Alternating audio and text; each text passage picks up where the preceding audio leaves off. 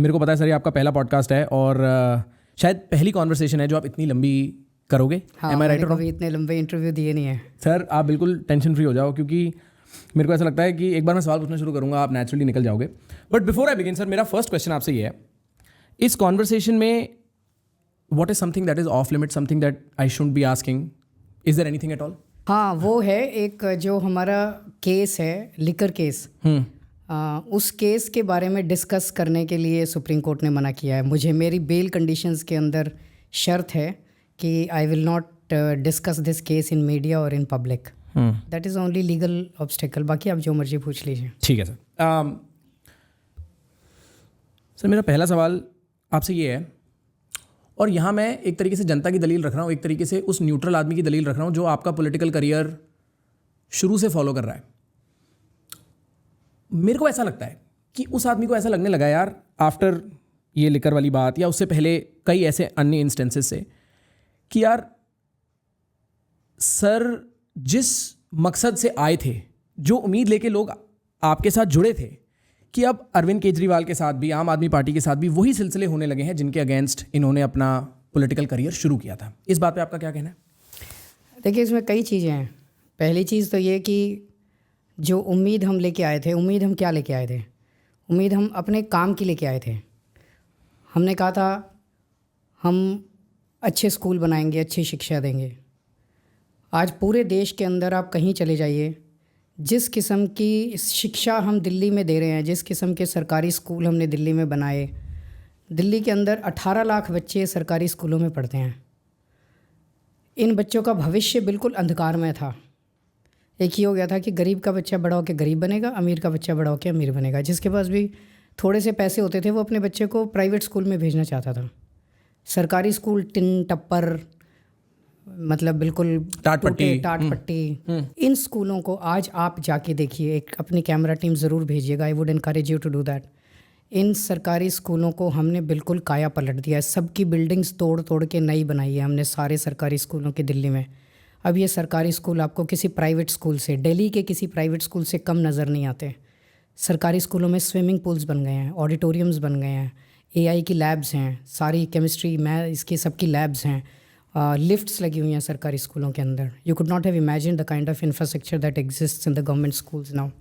मैं अपने दिल में ये मानता हूँ कि एक बड़ी गलती हुई हमसे आज़ादी के टाइम पे। जब देश आज़ाद हुआ, हमें सारा एफर्ट शिक्षा पे लगा देना चाहिए था। स्कूल अच्छे करने चाहिए थे। अगर शिक्षा आप अच्छी दे दो बच्चों को, तो एक जनरेशन में हम इस देश से गरीबी दूर कर सकते हैं। ये बच्चे बड़े होकर डॉक्टर बनेंगे, इंजीनियर बनेंगे, वकील बनेंगे, कुछ बनेंगे शिक्षा लेने के बाद। आप वो काम मैं दिल्ली के अंदर कर रहा हूँ और मुझे ये करते हुए अब 10 साल हो गए। मुझे लगा था कि हमें देख के दूसरी पार्टियां भी करने लगेंगी, लेकिन देश में कई स्टेट्स में कांग्रेस की गवर्नमेंट है, बीजेपी की गवर्नमेंट है, इस पार्टी की, किसी ने शुरू नहीं किया। इसकी मतलब किसी की नीयत ही नहीं है अच्छी शिक्षा देने की। तो आप जो पूछ रहे थे कि आप दूसरों से अलग कैसे हो, आज भी अच्छी शिक्षा मैं ही दे रहा हूँ। आपको ये भी जान के ताज्जुब होगा, 4 लाख बच्चों ने प्राइवेट स्कूल से नाम कटा के सरकारी स्कूल में भर्ती हुए हैं दिल्ली के अंदर। दिस इज़ नॉट अ मैं एक दिन एक क्लास में गया सरकारी स्कूल में, तो मैंने वहाँ पूछा, मैंने कहा आप में से कौन कौन बच्चा प्राइवेट स्कूल से आया नाम कटा के? तो 10-12 बच्चों ने हाथ उठाया। तो मैंने एक बच्चे से पूछा आप कौन से स्कूल से आए? He said Saint Columbus, which is a big school. Saint Columbus is one of the best schools in the city. तो अगर कोई सेंट कोलम्बस से नाम कटा के मेरे सरकारी स्कूल में आ रहा है, इससे बड़ा सर्टिफिकेट हमारे सरकारी स्कूलों की क्वालिटी का और क्या हो सकता है। इसके अलावा हम हेल्थ में हमने बहुत काम किया। हेल्थ में एक तो था, दिल्ली के अंदर आपको बड़े बड़े अस्पताल बहुत मिल जाएंगे, दिल्ली कैपिटल सिटी है, तो प्राइवेट सेक्टर में बहुत बड़े बड़े अस्पताल हैं, और सरकारी सेक्टर में जो अस्पताल थे दिल्ली सरकार के वो कंडम थे, बहुत बुरा हाल था। एज़ यूजुअल आपने देखे दूसरे राज्यों में भी सरकारी अस्पतालों में भी दीवारें टूटी रहती हैं, बुरा हाल रहता है। मैं आपको एक एग्जांपल देता हूँ। मैं पहले पॉलिटिक्स में आने के पहले मैं एक्टिविज़म में था, NGO चलाता था, दिल्ली की झुग्गियों में रहता था मैं। तो सुंदर नगरी, नंद नगरी एक एरिया है, वहाँ की झुग्गियों में मैं रहता था, वहीं काम करता था। उसके बगल में एक GTB हॉस्पिटल था। तो GTB hospital, Guru Tegh Bahadur hospital, बुरा हाल था उसका। बुरा हाल था। मैं वहाँ से गरीबों झुग्गी वालों के पेशेंट्स को उस हॉस्पिटल में ले जाया करता था। मतलब आप कि कहीं जाओ कोई दवाई नहीं मिलती थी अंदर, कोई टेस्ट नहीं होता था अंदर, सारी मशीनें ख़राब होती थी। एक्सरे मशीन ख़राब पड़ी है, MRI मशीन ख़राब पड़ी है, CT स्कैन ख़राब पड़ा है, सब कुछ डॉक्टर लिख देता था। दवाई बाहर से ले लो, एक्सरे बाहर से करा लो, टेस्ट बाहर से करा लो। और अस्पताल के बाहर ढेर सारी दुकानें होती थीं। उन दुकानों में दवाइयों की दुकानें हैं, एक्सरे की दुकानें हैं, और ये सेटिंग होती थी। वो डॉक्टर कहता था इसी से, तो जो भी डॉक्टर लिखता था उसको अंदर बैक चैनल हो जाता था। बैक चैनल हो जाता था। हमने सरकार बनने के बाद सारे अस्पतालों में अब दवाइयाँ अवेलेबल हैं, एक एक दवाई मिलती है, सारे टेस्ट अंदर होते हैं, सारा रिफर्बिश किया है, सारा डेंटिंग पेंटिंग सारा ठीक किया अस्पताल। सारे सरकारी अस्पतालों को सेंट्रली एयर कंडीशनड कर दिया हमने। सारी मशीनें काम कर रही हैं। अब आप किसी भी हॉस्पिटल के बाहर जाके देख लो, एक भी दुकान नहीं मिलेगी। तो ये जो इतना ज़्यादा रिएक्शन आ रहा है हमारे ऊपर, ये सारा एक माफिया था, शिक्षा माफिया था, हेल्थ माफिया था, जिसको हमने तोड़ा है। ऑब्वियसली ये माफिया छोटा माफिया नहीं था, इनके बड़े बड़े पॉलिटिकल कनेक्शंस थे, तो ये चुप थोड़ी रहेंगे। तो हमने दिल्ली में क्या किया, एक तो सरकारी अस्पताल जो बहुत बड़े बड़े थे उनको ठीक किया। लेकिन दिल्ली में क्या है, आपको खांसी हो गई, आप एम्स भाग गए, आपको जुकाम हो गया, आप एम्स भाग रहे हो। तो एम्स पे, बड़े बड़े हॉस्पिटल्स पे बहुत बर्डन था। So you needed to create another 2 tiers of medical services. तो primary health care, secondary health care was missing in Delhi. Dispensaries थी वो बेकार थी, जो सरकारी डिस्पेंसरीज थी वो तो काम ही नहीं करती थी, वो नॉन एग्जिस्टेंट थी। तो हमने दिल्ली में मोहल्ला क्लिनिक बनाए। मोहल्ला क्लिनिक इतने सुपर सक्सेसफुल। मोहल्ला क्लिनिक क्या था, एक लोकेलिटी के अंदर एक छोटा सा 2 कमरे का हमने वो बना दिया क्लिनिक, पोटा केबिन से, टेम्पोरेरी स्ट्रक्चर, एयर कंडीशनड, अंदर very fancy kind of furniture etcetera etcetera. ऐसे सर ये एक है, ये हम एक इस किस्म का, एक ही है। ये 2 किस्म के मोहल्ला क्लिनिक बनाए, आप देख रहे हैं ना। सेकंड लेफ्ट में जो है वो खोलना, हाँ ये लेफ्ट वाला ये भी है और वो वाला भी है। वो हमने बनाए थे उससे पीछे वाला करो। हाँ, वो भी है। ये 2 किस्म के मोहल्ला क्लिनिक हैं। हाँ। ये देखिए कितना शानदार है। इसके अंदर आप जाइए, बहुत अच्छे बैठने की उसमें, तो उसमें आपको सारी दवाइयाँ बेसिक, आपको खांसी जुकाम बुखार है, आप मोहल्ला क्लिनिक जाइए, आप एम्स मत जाइए। Don't clutter crowd the big hospitals. तो वहाँ से भीड़ काफ़ी कम हुई। और यहाँ पे लोग अपनी लोकेलिटी के अंदर, दिल्ली में हमने लगभग 532 मोहल्ला क्लिनिक बना दिए हैं हर लोकेलिटी में। अब आप अपनी बेसिक उसके लिए उधर चले जाइए, वहाँ पे आपके डॉक्टर मिलेगा, टेस्ट फ्री होंगे, मेडिसिन फ्री होंगी, बेसिक मेडिकल। अगर डॉक्टर को लगेगा आपको ज़्यादा की ज़रूरत है तो हमने तो यहाँ पे इन पेशेंट नहीं है, एडमिशन नहीं होता। नेक्स्ट हमने बनाया पॉलीक्लिनिक्स। पॉलीक्लिनिक्स में 8 किस्म के स्पेशलिस्ट्स बैठते हैं, दैट इज़ नेक्स्ट लेवल। वहाँ पे 8 घंटे का एडमिशन होता है। मान लीजिए किसी को फ्रैक्चर हो गया, उसको एडमिट करके प्लास्टर वगैरह लगा के शाम तक उसको रिलीफ दे देते हैं। तो वहाँ पे गायनी का, पीडियाट्रिक्स का, इस तरह से 8 स्पेशलिटीज़ के डॉक्टर्स वहाँ बैठते हैं, that is a second level. और अगर उससे ज़्यादा बड़ी बीमारी है तो फिर आप टर्शरी लेवल या सुपर स्पेशलिटी हॉस्पिटल में आप जा सकते हो। तो ये सिस्टम हमने दिल्ली में क्रिएट किया है, which is working very well. और अब दिल्ली के अंदर चाहे अमीर हो चाहे गरीब हो, सबको क्वालिटी हेल्थ केयर फ्री मिल रही है। जो सरकारी हॉस्पिटल में, सरकारी सिस्टम में जाता है उसको क्वालिटी हेल्थ केयर मिलती है, फ्री मिलती है। एंड अब दिल्ली में सिस्टम्स भी बहुत अच्छे हो गए हैं। क्राउड बहुत है दिल्ली के हॉस्पिटल्स में, क्राउड बहुत है। और उसका कारण ये है कि दिल्ली आज दिल्ली में सब कुछ फ्री मिल रहा है। आप ऑपरेशन करा लो, ऑपरेशन का सारा खर्च सब कुछ दिल्ली सरकार देती है, आपके कंज्यूमेबल्स भी दिल्ली सरकार देती है, सब कुछ। तो आसपास के स्टेट से भी बहुत भीड़ लग रही है। ये एक चीज़ है जो कि हम हैंडल नहीं कर पा रहे हैं। We really are at law. हम कितने हॉस्पिटल बनाएंगे पूरे देश के लिए? हॉस्पिटल तो हम नहीं बना सकते। तीसरा, इलेक्ट्रिसिटी। जब मैं CM बना, मेरे को याद है 2014 की गर्मियाँ, 8 से 10 घंटे के पावर कट डेली लगते थे और हज़ारों रुपए के बिल आते थे। इन्वर्टर, जनरेटर कॉमन थे। हमने दिल्ली में आने के बाद पहले 3-4 साल मैंने और सतिंदर जैन जो मेरा पावर मिनिस्टर था, हमने खड़े हो के, जैसे अपने घर में खड़े होकर मकान बनवाते हैं ना, ऐसे खड़े होकर हमने तार बदलवाए हैं, दिल्ली के ट्रांसफार्मर चेंज करवाए हैं, सारा इंफ्रास्ट्रक्चर को स्ट्रेंथन किया है। आज दिल्ली में 24 घंटे बिजली आती है। 2014 में 6500 मेगावाट्स पीक डिमांड होती थी गर्मियों में। 6500 मेगावाट्स के ऊपर सिस्टम ट्रिप कर जाता था और 8-8 घंटे के पावर कट लगते थे। इस बार गर्मियां बहुत पड़ी हैं, आपने याद होगा 50 डिग्री सेंटीग्रेड पहुंच गया था। 8500 मेगावाट्स इस बार पीक डिमांड थी हमारी और 1 मिनट के लिए बिजली नहीं गई पूरी दिल्ली के अंदर। ऐसा हमने सॉलिड सिस्टम दिल्ली में बिजली का क्रिएट कर दिया है। दिल्ली में बिजली फ्री मिलती है, ऑलमोस्ट 70% लोगों को बिजली फ्री मिलती है। 24 घंटे बिजली मिलती है, फ्री बिजली मिलती है, और बाकी सस्ती मिलती है। जिनको फ्री नहीं मिलती उनको सस्ती बिजली मिलती है। तो ये 3-4 चीज़ें हैं, और भी बहुत सारी चीज़ें आज आपके साथ बात करेंगे। तो कई सारे आपने मेरे से पूछा कि आप अलग कैसे हैं। हम अलग इस तरह से हैं कि जो काम हम कर रहे हैं वो काम आज तक इस देश में ना किसी पार्टी ने किए और ना कोई पार्टी करती हुई नज़र आ रही है। किसी की नीयत ही नहीं है कोई इस तरह के काम करने की। मैं आपकी बात समझ गया, और मैं अभी थोड़ी देर में इस कॉन्वर्सेशन में दिल्ली मॉडल के बारे में बात करूंगा, तो हमें और मौका मिलेगा इन बारों में और डिटेल्स में जाने का। आपने मेरे को कुछ बातें पानी से रिलेटेड भी बताई थी, मैं वो भी ज़रूर पिक करना चाहूँगा। बट मैं एक बार इस क्वेश्चन को थोड़ा और बेटर फ्रेम करता हूँ। मेरे को याद है सर, आपकी रामलीला मैदान वाली जो स्वेरिंग इन सेरेमनी थी ना, मैं वहाँ था, और तब मैं एक CA स्टूडेंट होता था। मैं क्लास से फ्री हुआ था, मेरे को पता लगा कि स्वेरिंग इन सेरेमनी हो रही, मैं वहाँ खड़ा हुआ था, और मेरे को याद है उस जगह का जो उल्लास था उस टाइम पे, जो एंथुजियाज्म था उस मैदान में, वो मतलब उस टाइम 20 साल के प्रखर ने ऐसा कुछ नहीं देखा था। It was mind boggling.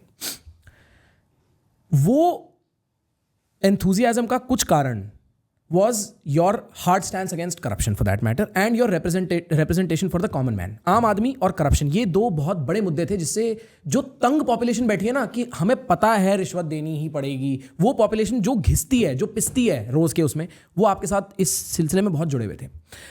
मेरा क्वेश्चन एक स्पेसिफिक एंड पे ये था, एक स्पेसिफिक एंड पे ये जरूर था कि आप अलग कैसे हो, दूसरे स्पेसिफिक एंड पे ये था कि don't you think all these issues around corruption that have been framed against you has somehow आपकी reputation पे hit लिया है उस चीज़ ने। For instance, एक मेरे को याद है, I think something came up in my research about the CM house being rebuilt, और उस केस में जो numbers that were being thrown around वो एक आम आदमी वाले numbers नहीं है। तो आपको ऐसा नहीं लगता कि आपका बेस इस रीज़न की वजह से कुछ नाखुश है, या कुछ political neutrals हैं जो ये बात देख के कहते हैं यार we had a great opportunity? अगर मैं सरकार बनाने के बाद जो इस्टेब्लिश्ड सिस्टम है उसका हिस्सा बन जाता। इस्टेब्लिश्ड सिस्टम क्या है? सत्ता से पैसा, पैसे से सत्ता। जब आप सत्ता में होते हो पैसे कमाओ, और उस पैसे को चुनावों में इस्तेमाल करके फिर से सत्ता में आ जाओ, और फिर से सत्ता में आके फिर पैसे कमाओ। आज दिल्ली में, कल से हम ये मुद्दा उठा रहे हैं, दिल्ली में बीजेपी का एक नेता खुलेआम पैसे बांट रहा है वोट लेने के लिए, खुलेआम बांट रहा है। कल सारे टीवी चैनल्स ने उसको दिखाया पैसे बांटते हुए, उसने कबूल किया टीवी चैनल्स में, फिर भी बांट रहा है। आज उसे पुलिस प्रोटेक्शन दे दी गई है, और वो पुलिस प्रोटेक्शन है, पुलिस एक एक का देख के उसके घर भेज रही है पैसे लेने के लिए। आज वो पुलिस प्रोटेक्शन में पैसे बांट रहा है। तो इस मतलब आप पैसा कमाइए, फिर पैसा बांटिए, और फिर पैसे से वोट खरीदिए। अगर मैं इस सिस्टम का हिस्सा बन जाता, प्रखर कोई प्रॉब्लम नहीं थी, मेरे ऊपर कोई केस नहीं होता, मुझे कोई जेल नहीं जाना पड़ता, थोड़े बहुत पैसे जो कमाता मैं ऊपर बांट दे देता। हमने जो किया है काम, एजुकेशन माफिया को जिस तरह से हमने डिमोलिश किया है दिल्ली के अंदर, हमने हेल्थ माफिया को डिमोलिश किया, हमने टैंकर माफिया को डिमोलिश किया, हमने कई सेक्टर में जो माफिया थे वो चुप थोड़ी बैठेंगे, वो सारे के सारे रिएक्ट करते हैं। तो वो सारे रिएक्ट कर रहे हैं। आज इन सारी पार्टियों का एक साथ, ये इन सब में कोई फ़र्क नहीं है, ये सारे एक ही थैली के चट्टे बट्टे हैं। आज सारी पार्टियों का एक ही मकसद है, दैट वी आर डिसरप्टर्स। आज भी हम डिसरप्ट कर रहे हैं, राजनीति को डिसरप्ट कर रहे हैं, अपने काम से डिसरप्ट कर रहे हैं। आज इनका सबका एक ही मकसद है, आम आदमी पार्टी को क्रश करो, केजरीवाल को क्रश करो। बिकॉज क्यों? एक चीज़ बताओ, 30 साल से बीजेपी की सरकार है गुजरात में। गुजरात में सरकारी स्कूलों की हालत जाके देख लो। जब अभी गुजरात के पिछले चुनाव में लड़ने गया तो प्रधानमंत्री जी गुजरात से ही आते हैं। वो ये दिखाना चाहते थे कि वो किस तरह से शिक्षा पे काम कर रहे हैं। पूरे गुजरात में उनको एक सरकारी स्कूल ऐसा नहीं मिला जहां प्रधानमंत्री जी जाके अपनी फ़ोटो खिंचवा सकें। तो फिर एक टेंट बनाया गया कपड़े का, और उस कपड़े के टेंट के इंटीरियर्स को पेंट करके क्लासरूम की शेप दी गई, टेम्परेरी क्लासरूम। उसमें 4 डेस्क लगाए गए।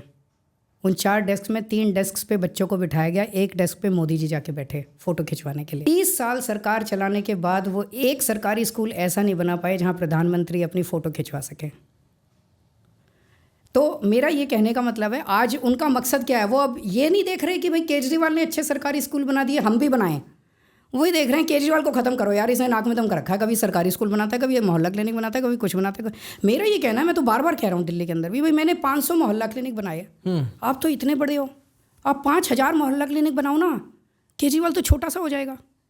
आज मैं घूम घूम के दिल्ली में जो वोट मांगता हूँ, पूरे देश में जाके वोट मांगता हूँ, मैं यही कहता हूँ मैं तुम्हारे बच्चों को पढ़ा दूंगा, तुम्हारे लिए अच्छे स्कूल बना दूंगा, मैं तुम्हारे बच्चे फैमिली बीमार होगी उसके लिए अस्पताल बना दूंगा, मोहल्ला क्लिनिक बना दूंगा, इसलिए मुझे वोट दो।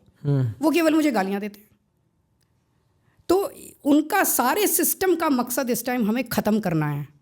हमारे ऊपर कीचड़ फेंका जा रहा है, कीचड़ फेंका जा रहा है। वो कीचड़ ऊपर वाले की कृपा है, लोगों का विश्वास है, चिपक नहीं रहा।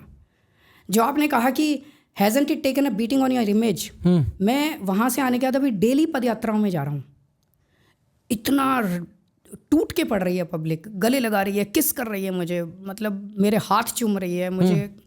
अगर तो जनता में if my image had taken a beating the people would have said Kejriwal तूने धोखा दिया हम लोगों को। जनता बड़ी वो होती है, मतलब यहाँ का वहाँ कर देती है, मुंह पे बोलने वाली होती है। जो प्यार और जब तो जनता देख रही है, जनता को आप बेवकूफ़ नहीं समझते कि केजरीवाल पे झूठे आरोप लगाओगे, झूठा वो करोगे। एक और चीज़ है, आप पूरे देश में देख रहे हो क्या माहौल है। जितने लोगों ने गलत काम कर रखे हैं, जब उन पे EDI CBI के केस बनते हैं, वो तुरंत जाके उनकी पार्टी जो शामिल कर लेते हैं, ज्वाइन कर लेते हैं। हमने कोई गलत काम नहीं किया, इसीलिए हमें भरोसा था आज नहीं तो कल जेल से छूट ही जाएंगे। कुछ गलत तो कर ही नहीं रखा, कोर्ट में साबित कैसे करेंगे। अब सुप्रीम कोर्ट में कितनी डांट पड़ी इन लोगों को। तो जब आप सच्चाई के रास्ते पे चलते हो, बहुत कांटे होते हैं, बहुत कांटे होते हैं। It's a very tough journey, चारों तरफ से आपके ऊपर अटैक होता है, and you should be prepared for that. जब आप सच के रास्ते पे चलते हो, यू शुड बी प्रिपेयर्ड कि ये जर्नी कोई फूलों की सेज नहीं है। तो आप ये कह रहे हो कि जितने भी एलिगेशंस हम सुनते हैं, because I think whether on the scale of power और not on the scale of popularity, you are close to the top 2 or 3 most popular politicians in India, and part of the credit goes to media because you're always in media, and you're always in media for something bad, at least more recently, and you're saying all those things are baseless, generally speaking. फिर popular कैसे हूँ भाई? Popular तो तभी हूँ जब जनता को लगता है कि इसके साथ अन्याय हो रहा है, जनता को लगता है कि मीडिया जो दिखा रहा है वो गलत है। आपने एक बात बोली थी अभी कि ये सब एक थाली के चट्टे बट्टे हैं। To that effect, don't you think you joining the India alliance then kind of nullifies this claim? वो नेशनल लेवल पे हम कोई अभी इस टाइम आज की डेट में हम कोई वो नहीं है कोई बड़ा फैक्टर नहीं है। तो नेशनल लेवल पे आपको पॉलिटिकल कंपल्शंस की वजह से एक अलायंस का हिस्सा बनना पड़ता है, सो दैट आप नेशनल लेवल पे चुनाव लड़ सको। दिल्ली का चुनाव हम अलग लड़ रहे हैं अपने, हाँ, पंजाब का भी अलग लड़ते हैं हम अलग से। जी, पर मतलब ऑप्टिक्स में मेरे को याद है आपकी तो शुरुआत ही it started off as a fight against Sheila Dikshit and that sort of fight against corruption and then not any individual, yes, और not any party. Right, fight against corruption चलेगी हमारी, राइट, लेकिन नेशनल लेवल के ऊपर आम आदमी पार्टी जो कि केवल 2 स्टेट्स के अंदर है, कोई नेशनल लेवल पे बहुत बड़ा वो नहीं कर सकती, and that is the reason that you have to become a part of the alliance. And then why not join BJP as an alliance partner? Because I don't think आज की जो बीजेपी है वो अच्छी है। मतलब जिस तरह से कम्युनल है, टॉक्सिक है, मार काट करते हैं, जय वो गाली गलौज करते हैं, गुंडागर्दी करते हैं, I don't like that party. And you think that is true for the top leadership या lower level workers? अब किसी वजह से भी कहिए कि पूरी पार्टी उनकी वैसी हो गई है। Or in comparison, you think Congress is no longer? Now there are two, so you have to choose one of the two. And one of they are secular. So that works. And so the Aam Aadmi agenda is no longer corruption; it is now more secular and communal. सारे agenda होते हैं, लेकिन आज की date में national level के ऊपर अगर आप दोनों अलायंसेस देखें तो मैं समझता हूँ कि India alliance appears better. If Aam Aadmi Party wins the election, will you be CM? जब मैं जेल से निकल के आया था तो मुझे कोई इस्तीफ़ा देने की ज़रूरत नहीं थी, मैं कंटिन्यू कर सकता था as a CM। Supreme Court से बेल मिल गई थी, पर मेरी जिम्मेदारी जनता के प्रति है। जनता ने मुझे बहुत प्यार दिया है, बहुत विश्वास किया है, तो मैंने ऐलान किया कि मुझे नहीं पता जनता मेरे बारे में क्या सोचती है। जैसे अभी आपने कहा, has your image taken a beating? Yes. So मैंने जनता को बोला, मैंने कहा मुझे नहीं पता आप मेरे बारे में क्या सोचते हो। अगर आपको लगता है केजरीवाल बेईमान है, मैं 1 मिनट इस कुर्सी पे नहीं बैठूंगा। अगर आपको लगता है मैं ईमानदार हूँ तो मुझे वोट दे के दोबारा जिताना, तब मैं कुर्सी पे बैठूंगा। तो अगर अब जनता मुझे वोट दे के दोबारा करती है तब मैं CM बनूंगा। That's a very smart move sir. मतलब मैं आई am not saying this in a bad way, but like doing this आप अपने ओपोनेंट्स को काफ़ी साइलेंट कर सकते हो. वैसे अब जनता ने मेरे को वोट कर दिया, that means I am not बेईमान है. पर मुझे उस टाइम इस्तीफा देने की भी क्या ज़रूरत but it was purely a moral play. हाँ, मुझे अंदर से लगा, मैंने किया. ठीक है.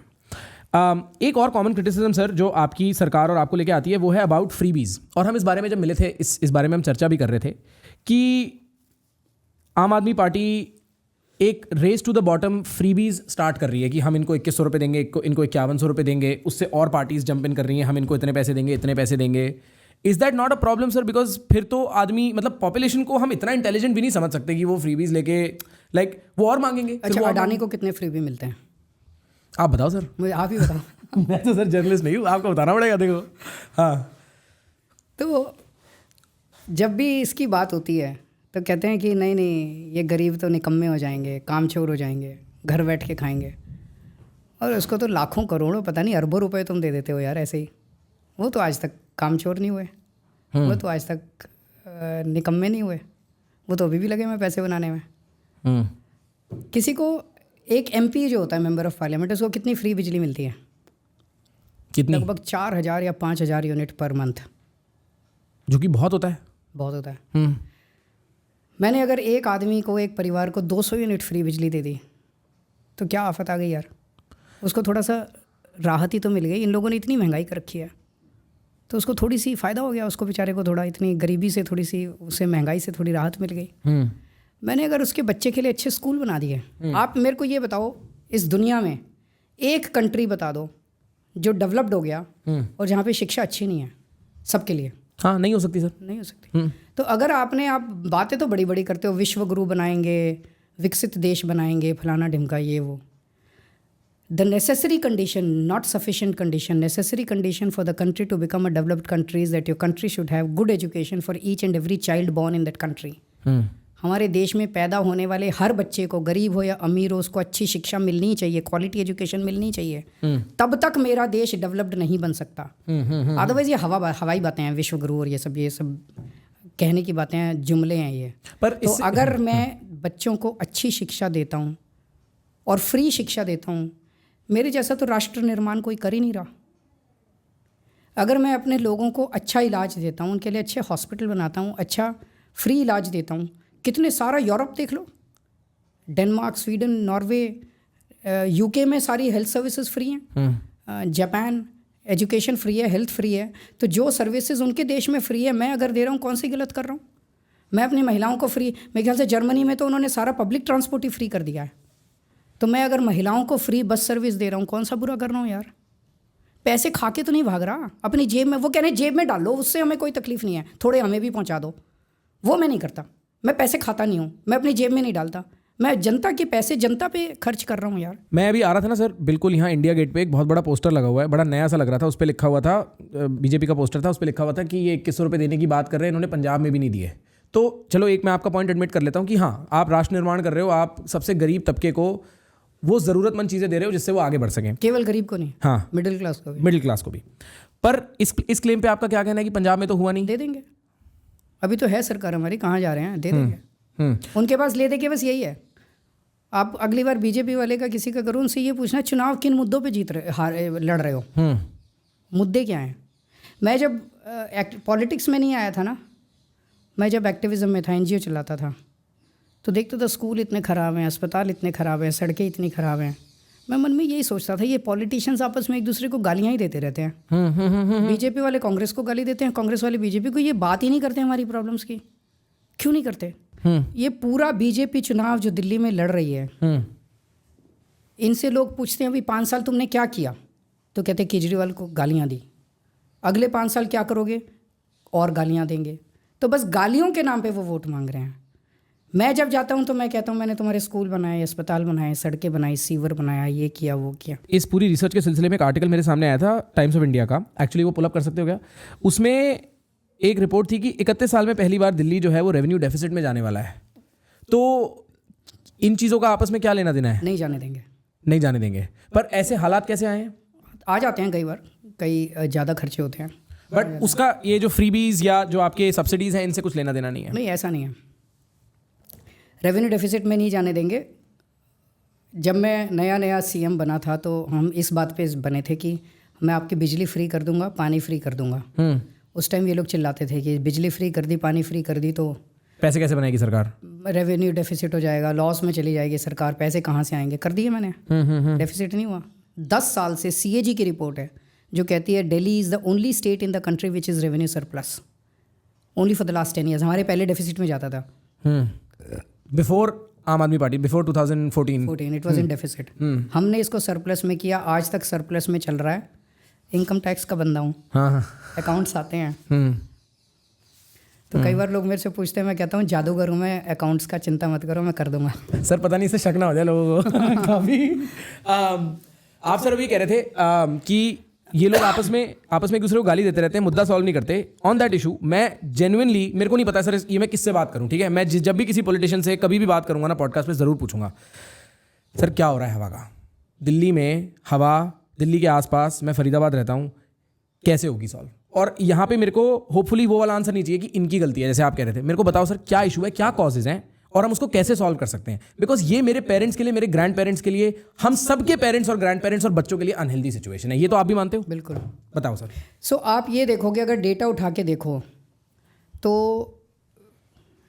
लगभग पूरा साल, barring 2 months, that is 15 October to 15 दिसंबर के आसपास तक, ये 2 महीने छोड़ के बाकी टाइम पे दिल्ली का एयर जो है रिलेटिवली साफ़ होती है। उस वक्त दिक्कत नहीं होती।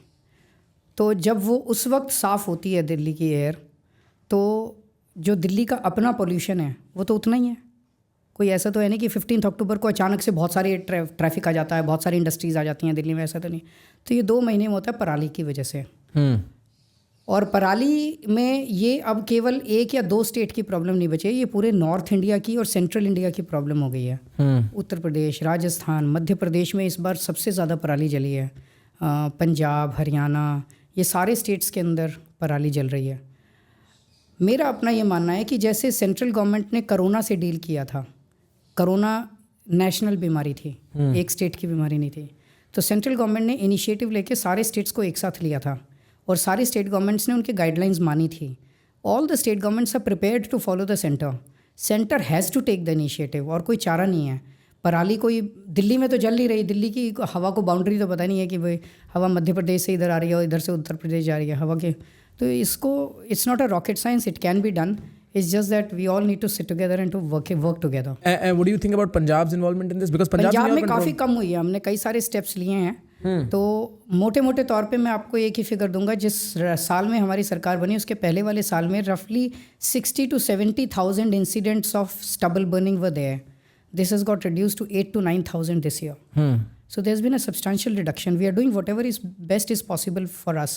But it has to be done at pan-India level. Let's say we are coming up with an example where Punjab can be the model.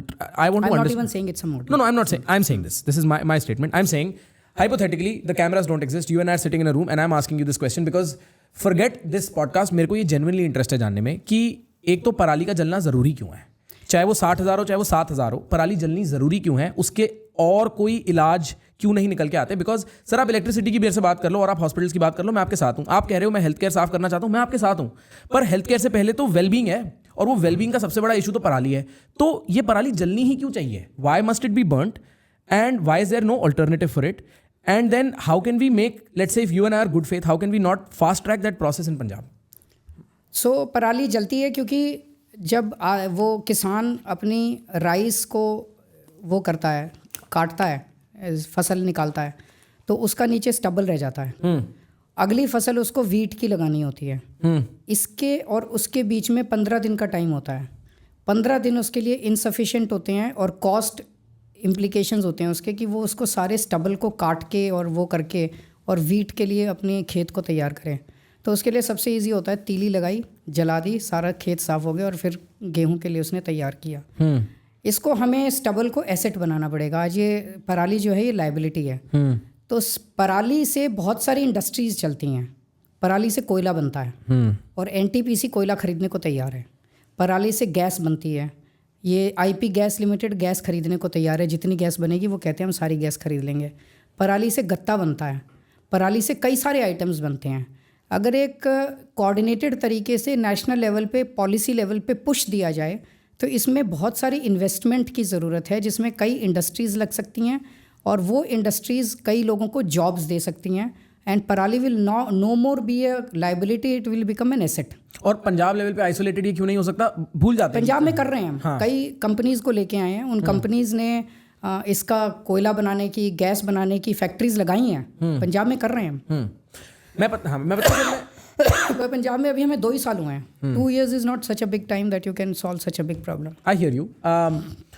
मैं the reason why am asking is कि सपोज मैं undecided Delhi voter हूँ, या suppose मैं undecided voter हूँ overall, मेरी कोई fix allegiance नहीं है, क्योंकि एक बार एक आदमी की वो फिक्स एलिजेंस हो जाती है ना उस टाइप की, स्पेसिफिकली अर्बन वोटर्स की, जो सोशल मीडिया, हम सोशल मीडिया वाले लोग हैं, हमें पता है कि ये आदमी इस कैंप का है ना, ये चेंज नहीं होगा। तो मैं अगर एक न्यूट्रल वोटर हूँ and I am going to vote and I am going to think about what criteria to vote you on, I will listen to you and आप मेरे को बोलोगे प्रखर देखो डेवलपमेंट देखो, चाहे आप एजुकेशन की देखो, चाहे आप हेल्थ की देखो, चाहे आप इलेक्ट्रिसिटी की देखो हमने क्या किया है। मैं बोलूँगा सर मैं देख रहा हूँ, पर ना मेरे को यमुना साफ दिख रही है, ना मेरे को हवा साफ दिख रही है, जो चीज़ें मेरे को डेली दिख रही हैं उनमें मेरे को दर्द हो रहा है। तो मैं हॉस्पिटल तो सेकेंडरी हो गया मेरे लिए। And so my concern is that even with the development you're offering that you claim nobody else in the country is offering, key parameters that I observe every day break my heart. And the truth is, even before health, they break my heart. मेरा दिल टूट जाता है कि यार अब मैं with all the money I may make, how do I solve this for my father or my mother? आप भी खांस रहे हो सर, लाइक कहीं तो उसकी एक अर्जेंसी रिफ्लेक्ट होती होगी यार कि हमारी भी तबीयतें खराब हो रही हैं। मैं सहमत हूँ आपसे। एयर पोल्यूशन एक ऐसी चीज़ है जिससे मैं तो पर्सनली त्रस्त हूँ, हम सब लोग त्रस्त हैं। और मुझे भी समझ नहीं आता कि मैं दिल्ली के लिए कुछ कर सकता हूँ, मैं पंजाब के लिए कुछ कर सकता हूँ, मैं और क्या करूँ, ये मेरे से बियॉन्ड है। तो लेकिन बाकी चीज़ें जो हैं, आपने यमुना की बात की, मैं और भी 1-2 चीज़ों का एग्जांपल दूंगा।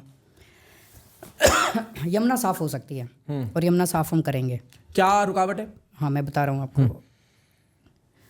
यमुना आती है और यमुना वज़ीराबाद तक साफ़ होती है, उसके बाद पल्ला तक आती है, फिर उसके बाद उसके अंदर दिल्ली का सारा सीवर गिरने लग जाता है। वहाँ तक साफ़ है यमुना, उसके बाद दिल्ली का सारा सीवर गिरने लग जाता है। इधर से शाहदरा ड्रेन आती है जो यूपी का सारा गंदा लेके आती है पानी, और इधर से नजफगढ़ ड्रेन आती है जो हरियाणा का बादशाहपुर ड्रेन से सारा गंदा पानी लेके आती है। ये तीनों चीज़ें मिलके पूरी यमुना को मैली कर देते हैं। It was a huge work, बहुत बड़ा काम था। दिल्ली में 1780 कच्ची कॉलोनियाँ हैं। कच्ची कॉलोनियाँ मतलब इलीगल कॉलोनीज़ जो किसानों ने काट काट के बेच दी। उनमें कोई सीवर सिस्टम नहीं था जब हमारी सरकार बनी। अब हमने लगभग सारी कच्ची कॉलोनियों में सीवर पाइपलाइंस डलवा दी हैं, सीवर सिस्टम डलवा दिया, सीवर नेटवर्क डलवा दिया है। This was almost 80% of the problem. अब ये जो सीवर सिस्टम डला है, इस सीवर सिस्टम को हमें डाइवर्ट करके अपने सीवेज ट्रीटमेंट प्लांट पे ले जाना है। वो अब ले जा रहे हैं। जितने दिल्ली के सीवेज ट्रीटमेंट प्लांट्स थे, हम उन सारे सीवेज ट्रीटमेंट प्लांट्स की कैपेसिटी को 1.5 टाइम्स कर रहे हैं। वो भी काम लगभग कंप्लीट हो गया, 1-1.5 साल के अंदर कंप्लीट हो जाएगा। उसके बाद जब ये सारा सीवर जो है जो यमुना में जा रहा है, ये सीवर जब हमारे STPs के अंदर जाना चालू हो जाएगा तो यमुना में सीवर गिरना बंद हो जाएगा, नंबर 1। नंबर 2, उसके बाद ये शाहदरा ड्रेन और नजफगढ़ ड्रेन जो है, इसके लिए भी हम अलग से सीवेज ट्रीटमेंट प्लांट्स बना रहे हैं और इनका भी सारा डाइवर्ट करके हम STP पे ले जाएंगे। तो मुझे ये यकीन है कि अगले 5 साल के अंदर, मैंने ये 2020 में प्रॉमिस किया था दिल्ली के लोगों को कि मैं आपकी यमुना साफ़ कर दूंगा 5 साल में।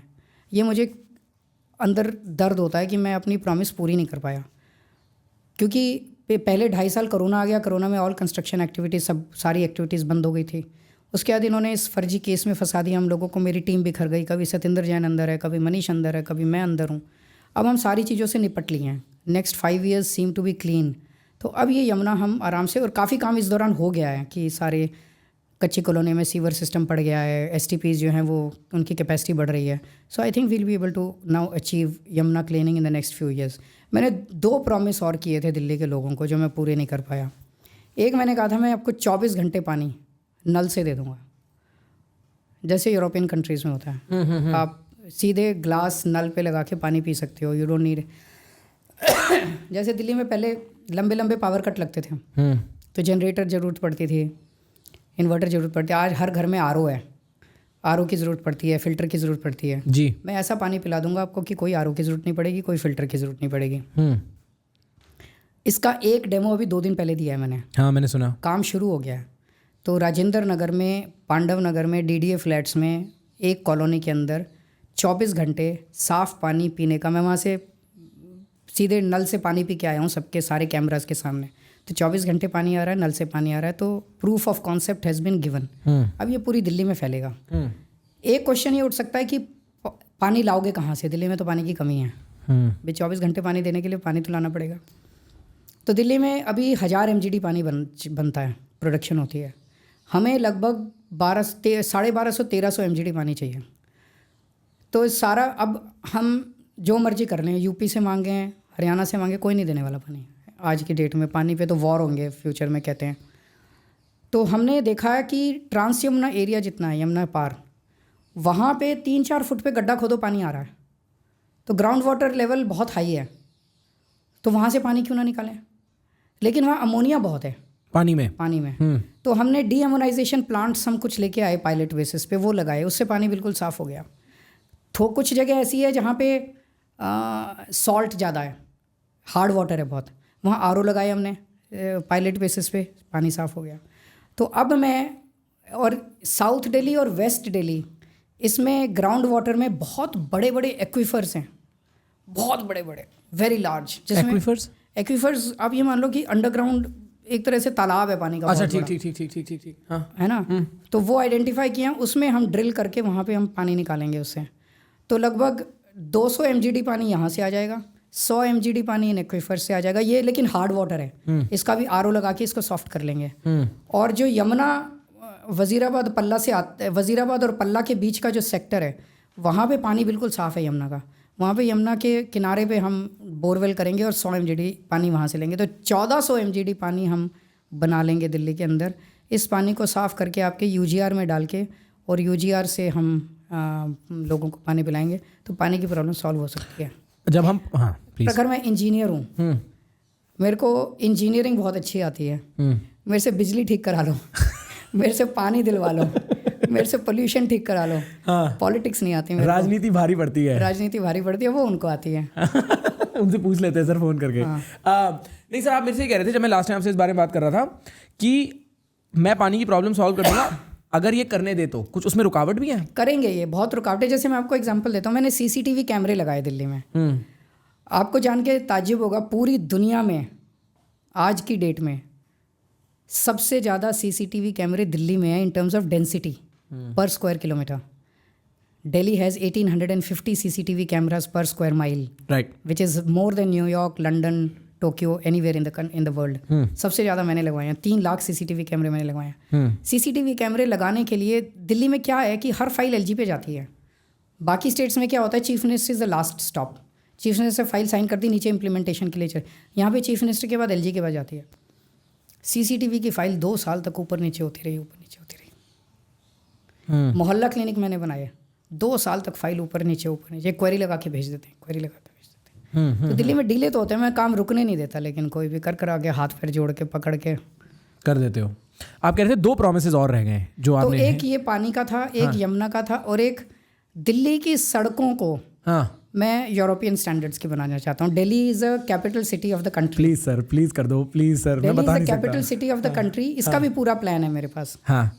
कि जैसे जो हमारी सड़कें हैं उसमें एक तो है ब्लैक टॉप, एक है सेंट्रल वर्ज, एक है footpath, then horticulture, then painting, zebra crossing painting, footpath की पेंटिंग, ये इन सब का हमने कॉम्प्रिहेंसिव टेंडर बनाया और 10 साल का हमने मेंटेनेंस का वो कहा है कि भाई अगर तू नहीं करेगा तो तेरी तनख्वाह कटेगी और तेरे को इसके बाद तेरे को पैसे बाद में मिलेंगे, मतलब एक साथ नहीं मिलेंगे। सो ये अगर हम इम्प्लीमेंट कर देते हैं दिल्ली के अंदर, हम ये भी करने जा रहे थे। 2 साल इन्होंने हमारे ये जेल के ड्रामे में ख़त्म हो गए, नहीं तो 2 साल पहले ही हमने बना लिया था। हम प्रूफ ऑफ कॉन्सेप्ट भी इसका आपको 4-5 जगह दे देते दिल्ली के अंदर, पर ये भी हो जाएगा। दिल्ली के अंदर हम आपको अच्छी सड़कें बना के दिखाएंगे। वैसे एक बात बोलूँ, अगर यमुना और सड़कें ऐसी चीज़ें हैं, मतलब देखो सर, आपका जो सेड एजेंडा और उस पर एग्जीक्यूशन है ना, वो डेवलपमेंट और से आप एजुकेशन, हेल्थ एट्सेट्रा, मेरे को नहीं लगता, मैं पेसिमिस्ट हूँ, मेरे को नहीं लगता कि उस पर वोट नेसेसरीली पड़ते हैं। हो सकता है आपकी रीडिंग अलग हो, पर जो ये इमोशनल चीज़ें हैं ना सर, कि यमुना साफ हो गई, सड़कें ठीक हो गई, जो आदमी को सारा वक्त दिख रहा होता है, वो आदमी के दिमाग में सबकॉन्शियसली जो नैरेटिव क्रिएट करता है ना कि यार ये जो बोलते हैं करते हैं, मतलब आई थिंक अगर आप यमुना साफ कर देते हो ना, you will be very undefeatable in the Delhi area, because people will see it, people can point two it, be like देखो साफ हो गई, हम इतने दिनों से यहाँ पे झाग झाग दिखा करते प्रखर, थे। मैं अब थोड़ी बहुत पॉलिटिक्स तो समझने लगा हूँ। हाँ। यमुना पे वोट नहीं मिलेंगे, अच्छा। लेकिन मैं यमुना फिर भी साफ करूँगा, क्योंकि मैं यहाँ पे वोट की राजनीति करने के लिए नहीं आया। वोट की राजनीति तो ये लोग कर ही रहे थे, सत्ता से पैसा, पैसे से सत्ता, ये लोग कर ही रहे थे, वो करने के लिए मैं नहीं आया। मैं जब स्कूल बनवाता हूँ, मैं ये नहीं देखता कि इसकी वजह से मेरे को वोट मिलेंगे कि नहीं मिलेंगे। मैं जब अस्पताल बनवाता हूँ, मैं ये नहीं देखता इसकी वजह से मेरे को वोट मिलेंगे कि नहीं मिलेंगे। मैं काम करता हूँ क्योंकि मैं काम करने के लिए आया हूँ यहाँ पे, और काम करने में मेरे को मज़ा आता है। देश के लिए काम करने में, जनता के लिए काम करने में मेरे को मज़ा आता है। जब देश की तरक्की होती है मुझे अच्छा लगता है, सुकून मिलता है। आज मुझे सुकून मिलता है कि मेरे 18 लाख बच्चों का भविष्य बन गया है, जिनका भविष्य अंधकार में था। कुछ लोगों के लिए हो सकता है ये डेवलपमेंट ना हो, मेरे लिए तो सबसे बड़ा डेवलपमेंट यही है कि 18 लाख बच्चे जिनको कोई पूछने वाला नहीं था, उनका भविष्य बन गया है। मरूंगा तो एक सुकून होगा दिल के अंदर कि मैंने गरीबों के बच्चों के लिए अच्छा इलाज का इंतजाम किया। गरीब क्यों, मैंने बताया आपको 4 लाख मिडिल क्लास के बच्चे अब इन स्कूलों के अंदर पढ़ रहे हैं। और क्या शानदार एजुकेशन सिस्टम हो गया है। मतलब अभी पेरिस होके आए हमारे गवर्नमेंट स्कूल्स के बच्चे ये तो मैं जब काम करता हूँ, मैं ये नहीं देखता मेरे को इसका वोट मिलेगा कि नहीं मिलेगा। जब चुनाव आते हैं तो चुनाव के लिए हम अपनी अलग राजनीति करते हैं। ये मेरी ऑब्जर्वेशन सर, मेरे को ऐसा लगता है कि ये बहुत अंडर डिस्कस्ड फैक्ट है कि सोशल मोबिलिटी इंडिया में बड़ी स्लो है। पीढ़ियां लग जाती हैं आदमी को गरीबी से निकलने में, फिर पीढ़ियां लग जाती है मिडिल क्लास से निकलने में, और फिर कहीं आदमी जाके संपन्न होता है। और education I think is a big contributor. I agree. Education में एक पीढ़ी के अंदर आप अपनी गरीब क्लास को मिडिल क्लास में ले जा सकते हो। One generation would mean 13 years 14 years. Right. एक बच्चा यहाँ से शुरू हुआ, ग्रेजुएशन करके निकला, कंप्यूटर इंजीनियर कुछ बन के निकलेगा। एक जनरेशन में आप देश को गरीबी से बाहर निकाल सकते हो, लेकिन वो बिलीफ चाहिए जो आज तक I am not blaming any of our forefathers. I have huge respect for all our earlier prime ministers, the earlier politicians जो थे, जो बहुत बड़े बड़े लोग थे, बहुत अच्छे लोग थे। लेकिन ये चीज़ क्यों नहीं किसी के दिमाग में आई, या ये बिलीफ क्यों नहीं था कि यार एजुकेशन पे करते हैं सब कुछ। और उन दिनों में मैं पढ़ता हूँ, हिस्ट्री पढ़ता हूँ, उन दिनों में 50s के अंदर बाकी देश, जापान और ये सब कंट्रीज़ के अंदर एजुकेशन पे सबसे ज़्यादा फोकस हो रहा था। एजुकेशन पे सबसे ज़्यादा फोकस हो रहा था।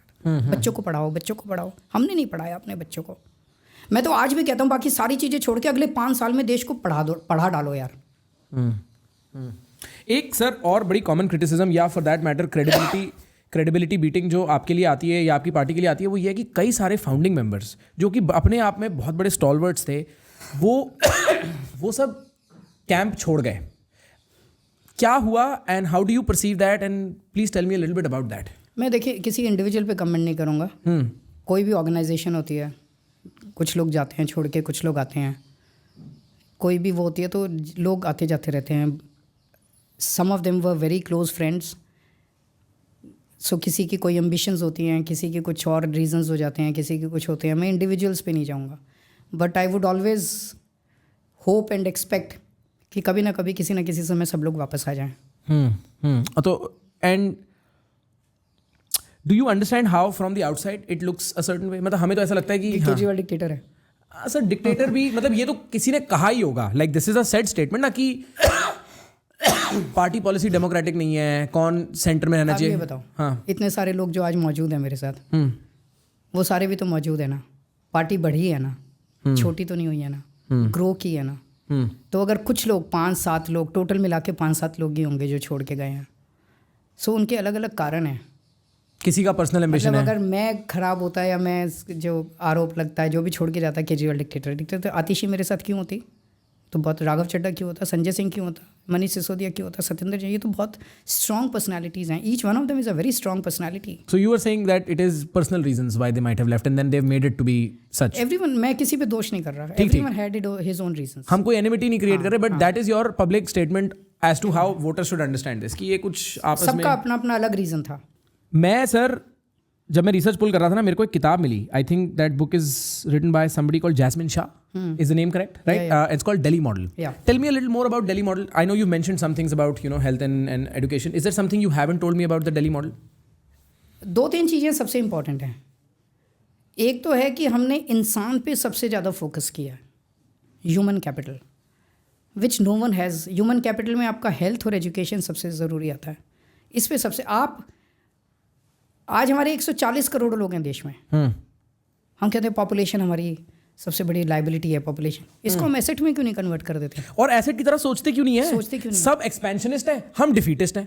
हाँ, हमें ऐसे सोचना चाहिए 140 करोड़ आदमी अपना है। 140 करोड़ लोगों को तो हम रूल कर सकते हैं पूरी दुनिया के अंदर, अगर एक एक आदमी को कैपेबल बना दें।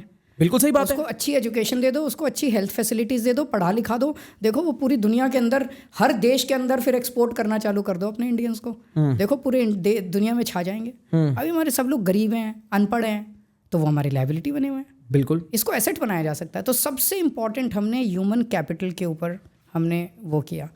और दूसरा हमारा सबसे इम्पॉर्टेंट वो था ईमानदारी। जो इतने सारे काम किए,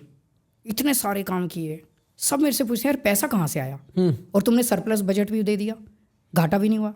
तो पैसा एक ही चीज़ से आया कि हमने हर प्रोजेक्ट में, जैसे आज ही आतिशी एक इनॉग्रेशन करके आई एक वहाँ पे हमने जो एस्टिमेटेड कॉस्ट थी उससे 50 करोड़ कम में हमने फ्लाईओवर कंप्लीट कर दिया। कभी होता है? नहीं होता। मतलब सरकारी प्रोजेक्ट जब चालू होता है, एक रानी झांसी फ्लाईओवर है दिल्ली में, वो बीजेपी वालों ने बनवाया हमसे पहले। वो 70 करोड़ की एस्टिमेटेड कॉस्ट थी, वो बनते बनते 700 करोड़ का पहुंच गया। और जो 15 डेडलाइन उसने डिफीट की। हम टाइम से कम पे करते हैं तो इंटरेस्ट कॉस्ट बचती है, और 50 करोड़ का इसी तरह से हर प्रोजेक्ट पे हमने पैसे बचाए हैं। और पैसे बचा बचा के हमने उतने ही पैसे में और ज़्यादा काम कर दिया। ना नए टैक्स लगाए, ना लोन लिया, ना रेवेन्यू लॉस हुआ, उसी पैसे में कर दिया। कितना आसान है सर ऐसे काम में पैसे बचाना? मतलब मेरा सवाल, नियत होनी चाहिए। अच्छा, सिर्फ नियत की बात है? नियत की बात है। देखिए मैं एक दिन सोच रहा था, मैंने सोचा मेरे में ऐसा क्या है कि हम इतने काम कर रहे हैं, हमसे पहले हमारे से दूसरी सरकारों ने क्यों नहीं किया? जब आपके पास एक फ़ाइल आती है प्रखर, आप उसमें दो तरह से सोचते हो साइन करने के पहले। अगर आपकी नीयत ख़राब है तो आप ये सोचते हो कि इस फाइल से मेरे को कितने मिलेंगे, हर फाइल पे इस फाइल से मेरे को कितने मिलेंगे। और जब तक उतने नहीं मिलते तो आप क्वेरी लगाओगे, फाइल लेके बैठ जाओगे, काम नहीं होने दोगे, ये करोगे वो करोगे। और जब आपकी डिमांड पूरी हो जाती है तो भाड़ में जाए क्वालिटी। तेल लेने गया, काम, आपको कोई लेना देना नहीं काम से, काम हो ना हो, अच्छा हो बुरा हो, आपको कोई लेना देना नहीं है, आप अपने पैसे बनाते हो। और अगर आपको काम करने हैं तो आप ये सोचते हो यार इसमें और क्या क्या काम हो सकते हैं। जैसे मैं आपको एग्जांपल देता हूँ, सतिंदर जैन हमारा प्रोफेशनल आर्किटेक्ट है, वो मंत्री था पहले, प्रोफेशनल आर्किटेक्ट है वो, उसका दिमाग बड़ा तेज़ चलता है। तो जब एक फ़ाइल आई कि हमें मेट्रो का कॉरिडोर बनाना है, बाय द वे मैं आपको बता दूं, मेरे से पहले 200 किलोमीटर मेट्रो बनी थी दिल्ली में। इतने सालों में मैंने 9 साल में 450 किलोमीटर मेट्रो बना दी। 2008 से 2014 के बीच में? 2008 नहीं, 1998 से। अच्छा, जब से बन रही है तब से लेके 2015 तक 200 किलोमीटर थी, हमने 9 साल के अंदर टोटल 450 बना दिया, 250 किलोमीटर एक्स्ट्रा बना दिया। आप बता रहे थे तो वो मेट्रो कॉरिडोर बनना था, तो इसका दिमाग चला, इसने कहा कि इसके ऊपर एक लेयर और बना देते हैं, एक फ्लाईओवर का और बना देते हैं, तो वो जो पिलर की कॉस्ट है वो बच जाएगी। सेम पिलर में मेट्रो डल गई, सेम पिलर पे मेट्रो हो गई, बस थोड़ा सा पिलर को और ऊंचा ले गए, एक लेयर और बन गया, उसके ऊपर गाड़ियाँ जा सकती हैं। तो कॉस्ट लगभग आधी हो जाएगी अगर हम एक लेयर और बना देंगे तो जब आपकी नीयत साफ़ होती है तो आप ये देखते हो इसी पैसे में मैं और क्या क्या कर सकता हूँ। जैसे एक बारी जब हम शुरू में एक फर्स्ट फ्लाईओवर जब बना था वज़ीरपुर फ्लाईओवर, वज़ीरपुर फ्लाईओवर 350 या 350 करोड़ का बनना था, उसमें हमने 100 करोड़ रुपए बचा लिए, 250 करोड़ का बना दिया या 250 करोड़ का बना दिया हमने। तो हमारी कैबिनेट मीटिंग हुई, हमने सोचा इस 100 करोड़ का क्या करना है, ये जो बच गया। तो फिर मैंने सतिंदर को बोला, मैंने कहा ज़रा कैलकुलेट करो कि अगर दिल्ली के सारे लोगों को हम अस्पतालों में सारा इलाज, दवाइयाँ मुफ्त कर दें अगर, तो कितने पैसे आएंगे। तो वो लेके आया, उसने कहा 250-300 करोड़ रुपए आएंगे। कुछ भी नहीं है यार। तो सरकारी अस्पतालों में सारी दवाइयाँ फ्री कर दी। जनरली आपको, मतलब how does walk me through how you find out about a problem and how you go about solving it? मतलब आपको फ़ोन आता है कि यार यहाँ नीयत की बात होती है। जैसे किसी का एक बच्ची मिली मुझे, वो बच्ची ने मुझे बताया कि वो सीमापुरी में रहती है, उसका हिंदू कॉलेज में एडमिशन हो गया, बट शी डिडंट ज्वाइन। क्यों नहीं ज्वाइन किया? दूर था, आने जाने के पैसे नहीं थे। तब मैंने डिसाइड किया, मैंने कहा ऐसी कई महिलाएं होंगी जो जॉब पे नहीं जा सकती, नौकरी मिल जाती है, जॉब पे नहीं जा सकती। It struck me. तो तब हमने महिलाओं का सारा बस फेयर फ्री कर दिया। तो ये आपने एक एनेक्डोट से ये समझा? उसके बाद उसके ऊपर काम करते हैं। अच्छा। I discuss with my cabinet colleagues, my MLAs, फिर उसके ऊपर काम करना चालू करते हैं। बट इट स्ट्राइक्स यू कि ये जनता की प्रॉब्लम है। ये मास जैसे कोरोना के टाइम में एक ऑटो वाले का फोन, मेरे ऑटो वालों से हमारे काफ़ी पुराने, तो कई ऑटो वालों के पास मेरे नंबर हैं, वो मैसेज करते रहते हैं। अच्छा। हाँ, तो वो मैसेज आया एक का कि जी इस वक्त तो गुजारा भी नहीं चल रहा, सारे ऑटो बंद हो गए हैं कोरोना के टाइम। तो तब हमने 5-5 हज़ार रुपये हर ऑटो वाले के अकाउंट में डलवा दिया ताकि उसके घर के रोटी पानी तो चल जाए। तो generally it is a direct thing कि आपको पता लगेगा किसी के थ्रू डायरेक्टली, फिर आप in touch with the people, हाँ, तो आपको पता चलता रहता है। और फिर आप वहाँ से उसको अपनी कैबिनेट को रेकमेंड करोगे। फिर हम then I start the process of discussions with several people, और लोगों के साथ डिस्कस करते हैं, और जनता के साथ डिस्कस करते हैं, कैबिनेट्स के साथ डिस्कस करते हैं। सर आपका डू यू थिंक, जैसे ना हम जब छोटे थे स्कूल में हमें लगता था, और ये लिटरली ये बात इतनी फनी है because this is literally around जब आप जन लोकपाल और ये सब कर रहे थे, तो मैं स्कूल में 10th 11th में रहूँगा, तो हमारे से स्कूल में डिबेट्स होती थी। हमें एक चाइल्ड एक टीनेजर की मेंटालिटी होती है, अगर हमारी लीडरशिप करप्ट ना हो, एटलीस्ट तब थी, तो ये सब सॉल्व हो जाएगा। आप समझ रहे हो कि उस time specially because anti corruption was such a big thing, जन लोकपाल की प्रोटेस्ट अलग चल रही है, सब हो रहा है, तो एक माहौल जिस एनवायरनमेंट में बड़ा हुआ, हम सोच रहे थे लीडरशिप अगर करप्ट ना हो, अगर लीडरशिप की नीयत तो करने की हो जाए। मैं भी ये सोचता हूँ। क्या ये सोच सही है? नीयत अगर सही हो, नीयत काम करने की, जैसे मैंने कहा ना, एक फाइल आई आपके सामने, अगर नीयत काम करने की है तो आप सोचोगे बिल्कुल अलग डायरेक्शन में। नीयत पैसा कमाने की है तो आप सोचोगे बिल्कुल अलग डायरेक्शन में। सारा खेल नीयत का है, और यही हमारे धर्मों में भी लिखा है, गीता में भी लिखा है कि आप करते क्या हो वो इम्पोर्टेंट नहीं है, आप सोचते क्या हो वो इम्पोर्टेंट है। आपके अंदर अगर आपने अंदर सोच में अपना क्राइम कमिट कर दिया तो वो क्राइम कमिट हो गया। जो आपका दिल्ली मॉडल है उसमें लोअर मिडिल क्लास और मिडिल क्लास के लिए तो मैं समझ गया क्या ऑफर है। एक मेरी क्रिटिसिज्म, शायद इसलिए क्योंकि मैं मिडिल क्लास या लोअर मिडिल क्लास से नहीं आता, मेरे को ऐसा लगता है वर्ल्ड क्लास फैसिलिटीज होनी चाहिए फॉर इंडियाज बेस्ट। मैं दे रहा हूँ ना, पानी दे दूंगा, बिजली दे दी, पर सड़कें बनवा दूंगा, दे रहा हूँ मैं वर्ल्ड क्लास। अभी जुम्मा 9 साल हुए हैं यार, 10 साल हुए हैं, और 75 साल का बैगेज हमारे ऊपर है, तो give me another 5 years, right? I will make Delhi into a world class city. Can I expect world class university infrastructure? Can I expect world class medical infrastructure? That is, देखो government schools and government hospitals तो they will be good, they can be great, but world class is a different thing. So many sectors we'll have to work upon.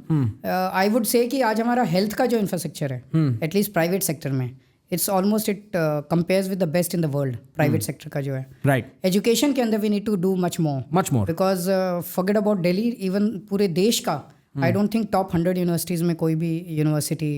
और sir वो ना होने के बावजूद भी मरे जा रहे हैं हम उन यूनिवर्सिटीज में घुसने के लिए. Like the fact is we are being dealt with mediocrity and we are dying to be part of mediocrity. And it pains me immensely जब मैं देखता हूँ हमारे बच्चे यूक्रेन के अंदर मेडिकल करने जा रहे हैं. और सर फंस रहे हैं वहाँ, फिर उनको एयरलिफ्ट करना पड़ रहा है. हाँ, यूक्रेन में. मतलब आज देश को आज़ाद हुए 75 साल हो गए, हम सफिशिएंट मेडिकल कॉलेजेस नहीं खोल सके. I think it is an unsaid crime the number of people who. It's a simple demand and supply. Right. So there is some policy bottleneck. Demand है, supply है. मेडिकल कॉलेज खोलने वाले, अच्छे medical college खोलने वाले आपको बहुत मिल जाएंगे. तो सप्लाई भी है, डिमांड भी है, कहीं तो कहीं पॉलिसी बॉटलनेक है, जो कहीं ना कहीं नीयत का सवाल है. कोई किसी की नीयत कहीं ख़राब है जिसकी वजह से पॉलिसी सही नहीं बन पा रही है. ओके, मेरी टीम ने sir in the run on the research इन लोगों ने कुछ ना फुटेजेस और कुछ फोटोग्राफ्स पुल किए हैं जो मैं आपको दिखाना चाहता हूँ और आपका रिएक्शन चाहता हूँ उन पर. ठीक है, can you please put up the first image or video whatever you have. ये कहाँ की फोटो है सर? ये मुझे लगता है बनारस की है. बनारस के स्टेशन पे एक दिन ट्रेन मिस हो गई थी तो वहीं सो गए थे. ये बनारस की है सर? मनीष सिसोदिया है. ये बगल इस तरफ ये जो येलो शर्ट वाला. बनारस में आप लोग क्या कर रहे थे? कभी गए होंगे हम लोग, राइट टू इन्फॉर्मेशन के लिए बहुत घूमा करते थे हम लोग. अच्छा. तो उसी टाइम की मुझे लगता है, ये मैंने काफ़ी देखी हुई है, कई लोग काफ़ी नेट पे घूमती रहती है. सो मैं भी सोच रहा था कहाँ की है, मुझे लगता है ये बनारस की है. इसकी ये सुंदर नगरी की है. सुंदर नगरी में गली गली में हम मोबिलाइजेशन करते थे. ठीक है. तो मैं अब ये देखो, उस टाइम में इनकम टैक्स में असिस्टेंट कमिश्नर था. हाँ. तो वहाँ से मैंने लंबी छुट्टी ली हुई थी इनकम टैक्स से। अच्छा। और दिल्ली की झुग्गियों के अंदर मैं गली गली में घूम के इस तरह से लोगों को जागरूक करता था कि तुम्हारा टैक्स है। हाँ मतलब इसमें माइक पे मैं यही बोल रहा हूँ हाँ कि टैक्स कौन कौन भरता है। कौन कौन टैक्स भरता है, हाथ खड़े करो। हाँ तो कोई हाथ खड़े नहीं करता। हाँ फिर मैं करता हूँ तुम सारे टैक्स भरते हो। जब बाजार से माचिस खरीद के लाते हो तो उस पर एक्साइज होता है, सेल्स टैक्स होता है, तरह तरह के टैक्स होते हैं। और उस टैक्स के पैसे से तुम्हारी सरकार चलती है। तो इस सरकार का मालिक कौन है? नेता नहीं है, तुम मालिक हो। तुम्हारे सरकार के तुम्हारे पैसे से सरकार चलती है और ये सारा पैसा खा जाते हैं। तो तुमको जागरूक होना पड़ेगा, अपने पैसे को बचाना है अपने को। ये फोटो कहाँ की है सर? ये याद नहीं है मुझे। आपको याद है? आपको भी नहीं याद है? पर ये आप और मनीष जी हैं। हाँ, मैं वो मनीष हूँ। मनीष से मेरी मुलाकात बड़ी इंटरेस्टिंग हुई थी। कैसे हुई थी? मैं इनकम टैक्स में काम करता था और मैं आसपास देखता था बहुत करप्शन था। सो करप्शन से मुझे शुरू से बहुत ज़्यादा चिढ़ थी कि करप्शन को दूर करना है देश से। तो मैं देखता था लोग आते थे। So I always use to theorize that there are two types of corruption, extortionist corruption and mutual corruption. Extortionist is जब आपको जायज़ हक लेने के लिए ज़बरदस्ती पैसा देना पड़ता है, आपका बर्थ सर्टिफिकेट, डेथ सर्टिफिकेट, ये सर्टिफिकेट। और म्यूचुअल करप्शन है जब लेने वाला और देने वाला दोनों खुश होते हैं, कोई बाहर आके नहीं बताता गड़बड़ हो गई, दोनों का फ़ायदा होता है। एक्सटॉर्शनिस्ट करप्शन मुझे लगता था चूस रही है हमारे देश को। तो मैंने ये इनकम टैक्स के अंदर असिस्टेंट कमिश्नर होते हुए एक वो शुरू किया, कैंपेन शुरू किया कि इनकम टैक्स में अगर आपसे कोई पैसे मांग रहा है तो आप पैसे मत देना, मुझे बताना, मैं आपका काम फ्री में करा दूंगा। For that I started an NGO called Parivartan. अब मैं इनकम टैक्स में असिस्टेंट कमिश्नर, ये मैं खुल के सामने कैसे आऊँ? अगर मैं खुल के आके बोलता तो मुझे उठा के ही अंडमान फेंक देते और मेरे ऊपर 10 केस कर देते। So there was an NGO called Parivartan and I needed a face for that NGO जो सामने आके कहे कि भाई इनकम टैक्स में रिश्वत मत देना, हमें बताना। तो मैंने परिवर्तन में इंजीनियर हूँ और इनकम टैक्स में काम, मेरे को कोडिंग आती थी, तो मैंने खुद ही घर बैठ के एक वेबसाइट बना ली, परिवर्तन.com। और परिवर्तन.com पे फिर मैंने ये सारा लिखा और मैंने कहा join Parivartan, become a volunteer. The first person to join that was Manish Sisodia. So मैं कोई पब्लिसाइज़ नहीं किया था, कुछ नहीं किया था, बस वेबसाइट लॉन्च कर दी थी और उसने, तो मैं बाकायदा उसके घर गया, मनीष सिसोदिया के। अच्छा। तो शकरपुर में इसका घर होता था, एक कमरे का छत पे। हाँ। तो मैं इसके घर गया, वहाँ पे छत पे हमने बैठ के बातचीत की 1-1.5 घंटा एंड देन ही जॉइंड परिवर्तन। तब से फिर he was a journalist in Zee News at that time. तो 3-4 साल के बाद उसने भी नौकरी छोड़ दी और इसने भी फुल टाइम हमें ज्वाइन कर लिया। ऑन दैट नोट सर, कभी आपको ऐसा लगता है कि एक्टिविस्ट ही ठीक थे? नहीं, ऑन द कॉन्ट्रेरी, जब मैं कंपेयर करता हूँ, हाँ, सुंदर नगरी में परिवर्तन का ऑफिस होता था। हमने कई राशन की दुकानों को रंगे हाथों चोरी करते हुए पकड़ा था। सरकारी स्कूलों में पढ़ाई नहीं होती थी। GTB हॉस्पिटल के बारे में मैंने बताया, कोई चेंज नहीं कर पाए हम लोग। ना किसी की दुकान कैंसिल करा पाए, ना कोई स्कूल ठीक करा पाए, ना कोई अस्पताल ठीक करा पाए। अब राजनीति में आने के बाद चाहे जितने भी थपेड़े खाने पड़े और जितना भी हमें भुगतना पड़ा, दिल्ली के सारे स्कूल ठीक कर दिए, सारे अस्पताल ठीक कर दिए। तो राजनीति में जो पावर है वो पावर एक्टिविज्म में तो नहीं है डेफिनेटली। क्या is it also true to say कि जो एक्टिविज्म से अंदर की दुनिया बड़ी सिंपल सी लगती है कि भाई बस यही तो करना है, आप कर क्यों नहीं देते, वो अंदर आने के बाद समझ आता है कि कितना बड़ा माया जाल है। माया जाल है। हाँ, ये सही, बिल्कुल सही बोल रहे हो। हाँ, वहाँ तो लगता था यार ये तो बड़ा आसान है, ये तो करके नहीं, हाँ, करना आसान है, लेकिन जितने पुल्स एंड प्रेशर्स हैं जो आपको करने नहीं देते इस सिस्टम के अंदर, वो वहाँ बैठ के समझ नहीं आता। और पॉलिटिकल जैसे एक टाइमलाइन का भी फर्क आ जाता है। एक्टिविस्ट कहेगा कि ये 2 साल में हो सकता है, पर फिर आप पॉलिटिक्स में आते हो और आपको पता लगता है 5, 7, 8 साल तो कुछ नहीं होते काम करने के लिए। ये भी दिस इज ऑल्सो ट्रू। हाँ, तो ये 2 एक लेसन सीखे होंगे इस प्रोसेस में। बिल्कुल। So little private for a question sir, I want to know what was it like being in jail and coming outside और seeing your best friend, I mean I am assuming Manish is your best friend, him in jail, like how was that experience like? Jail was a definitely very traumatic experience. Was it scary? Not scary.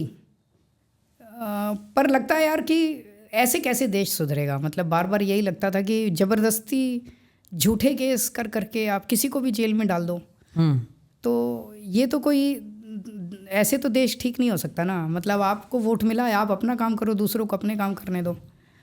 फिर अपना personal level पे मेरे parents, I missed my parents, definitely I missed my parents. Wife तो फिर भी हफ्ते में 2 बार मिलने आ जाया करती थी। It was allowed to meet your wife. Wife के लिए it was a very traumatic experience because केवल फैमिली नहीं थी, पूरी पार्टी को संभाल रही थी वो. She has never been in politics, और उस टाइम उसने आगे आके पार्टी को संभाला, सबको संभाला. पार्टी टूटी नहीं, ये काफ़ी हद तक मैं उसी का वो मानता हूँ. उसने सबको जोड़ के रखा. She is a very calm and a very humble person. तो अपनी ह्यूमिलिटी की वजह से उसने सबको जोड़ के रखा. कई नेता मुझे बताते हैं कि हम आते थे, भाभी जी से मिलते थे, तो हम तो वैसे ही टूटे हुए आते थे, लेकिन उनको देख के हौसला बढ़ता था कि जब ये औरत इतनी हौसले में है तो हमें भी हौसला रखना चाहिए. पर एक चीज़ है, जो भी इस मुसीबतें आई उस टाइम गीता ने बड़ा साथ दिया. श्री कृष्ण की गीता. हाँ, भागवत गीता, वो सबको पढ़नी चाहिए. वो मुझे लगता है कि बहुत बड़ी चीज़ है, बहुत अच्छी चीज़ है. कई बार पढ़ा मैंने गीता को. क्या सीखा सर? बहुत कुछ सीखा. अब यहाँ पे तो नहीं डिस्कस हो, पर बहुत कुछ. एक्चुअली सर मेरे को तो फिलॉसफी डिस्कस करने में बड़ा मजा आता है. मैं तो यही समझना एक और पॉडकास्ट आपका करेंगे डन सर फिलॉसफी पे. मेरे अगले कुछ सवाल थोड़े सर लाइफ और पर्सनल और फिलोसॉफिकली हैं. पॉलिटिकली जितना मेरे को पूछना था मैंने पूछ लिया है. तो मैं इंटरेस्टेड हूँ जानने में सर कि चलो जैसे आप मेरे को बता रहे हो दैट मैम बहुत अच्छे से संभाल रही थी. आप जब when you come back from a situation like this, what is the first conversation like कि मतलब डू यू से well done, like because I can't even imagine it's such a different world कि एक आदमी जेल में है, अब jail से निकला है, मीडिया में 1000 बातें चल रही हैं, the pressure is insane outside and your wife has stood very strongly through out all of You this. just hug her. या that's it. That's it. It answers, Nothing has to be said. it answers everything. And what about the kids? बच्चों से पहली बार मिला था, because मैं जब jail में था तो बच्चे नहीं आते थे मिलने के लिए. बच्चों से पहली बार मिला था, बट उन्होंने भी बहुत हौसला रखा and I am proud of them. मैंने एक सवाल मैं सबसे पूछता हूँ अपने पॉडकास्ट पे. वो सवाल ये है कि सर आपका सबसे बड़ा डर क्या है? You don't know? I don't think I have any fear at all. मेरा अपना कुछ भी स्टेक पे नहीं है. आज अगर मैं मर जाऊँ, मुझे नहीं लगता ऐसी कोई भी चीज़ है जो कि अधूरी है. आपको लगता है आपने कर दिया जो काम करना था? जो मेरे जिम्मे आई जिम्मेदारियाँ, वो जिम्मेदारियाँ मैं डे टू डे पूरी करता रहा. तो अब अनफिनिश्ड कुछ नहीं है?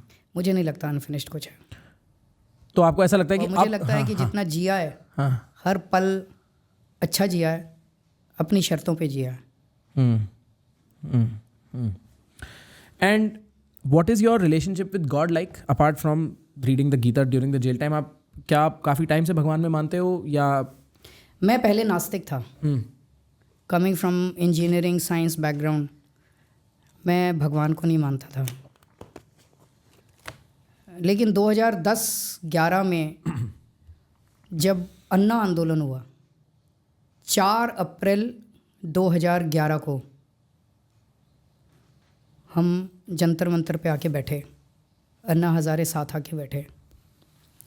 3 अप्रैल को शाम को मैं मनीष सिसोदिया से डिस्कस कर रहा था कि अन्ना हज़ारे जी कल आके जंतर मंतर पे बैठेंगे, 500 लोगों को अपने को किसी तरह से इंतज़ाम करना चाहिए कि नहीं तो बुरा लगेगा. 500 लोग तो कहीं ना कहीं, हमारी 500 लोग लाने की भी हैसियत नहीं थी.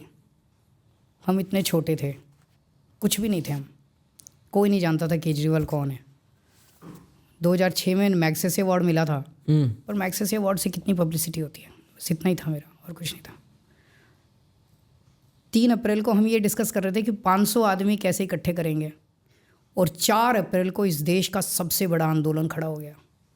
अन्ना हज़ारे आते हैं और पता नहीं कहाँ से पूरा मीडिया आ गया, गली गली के अंदर लोग कैंडल लेके निकल गए देश की सड़कों पे, और 5 दिन 9 अगस्त को ख़त्म हुआ. 4 अगस्त से 9 अगस्त के बीच, सॉरी अप्रैल, हाँ अप्रैल, 4 अप्रैल से 9 अप्रैल के बीच में, और सारा देश सड़कों के ऊपर. तो कुछ तो है ऊपर वाला. तब मुझे लगने लगा यार ये हमारी वजह से तो हुआ नहीं. If I start taking credit कि मैंने ये आंदोलन खड़ा कर दिया, और anyone else takes a credit, something has happened, something divine has happened. फिर 16 अगस्त को, नेक्स्ट 16 अगस्त, अगस्त क्रांति जब हुई, 16 अगस्त को इन लोगों को पता नहीं क्या लगा, इन्होंने अन्ना हज़ारे को गिरफ्तार कर लिया, तिहाड़ भेज दिया. फिर हम रामलीला मैदान आए, पूरा देश पागल हो गया. अच्छा, फिर आप ये सोचो, उसके बाद हमारी पार्टी बनी. इस देश के अंदर एक आदमी को एमएलए बनने के लिए चप्पल घिस जाती हैं, जूते घिस जाते हैं, पूरी ज़िंदगी बीत जाती है, एमएलए नहीं बनता. सही बात. हमारी औकात क्या थी? अन्ना ने हमें छोड़ दिया था. अन्ना ने पब्लिकली अनाउंस कर दिया मेरा केजरीवाल से कोई लेना देना नहीं है, इसकी पार्टी से कोई लेना देना नहीं है. हम ही बच गए, मैं, मनीष, ये सब, संजय सिंह, बस हम लोग बच गए. हमने एक पार्टी बनाई. सब लोग कह रहे थे इनकी सबकी जमानत जब्त होएंगी। केजरीवाल की शायद जमानत बच जाए, वो ये नहीं कहते जीतेगा, जमानत बच जाए। और 1 साल के बाद हमारी दिल्ली में सरकार बन गई। 2012 नवंबर में 26 नवंबर 2012 को पार्टी बनी और 29 दिसंबर 2013 को हमारी दिल्ली में सरकार बन गई। मैंने शपथ ली थी। This is miracle. तो कुछ तो है यार।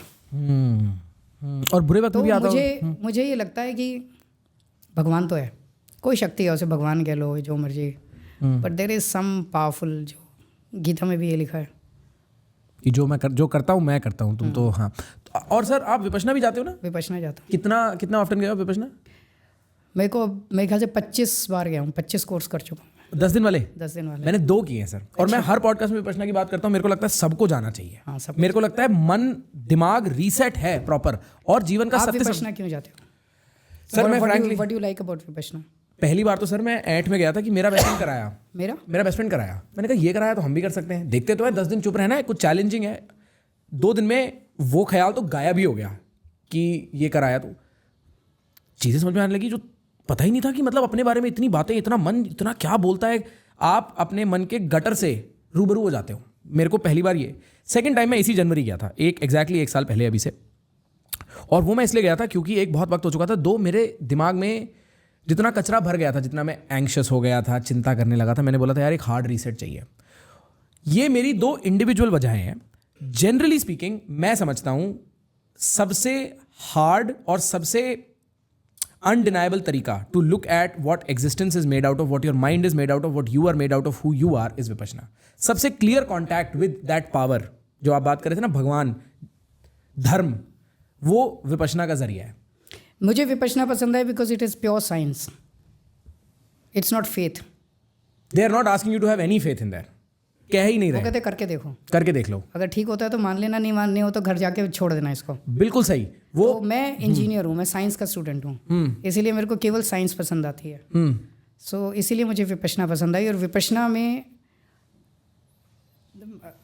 अलग अलग इंडिविजुअल का अलग अलग पाथ होता है।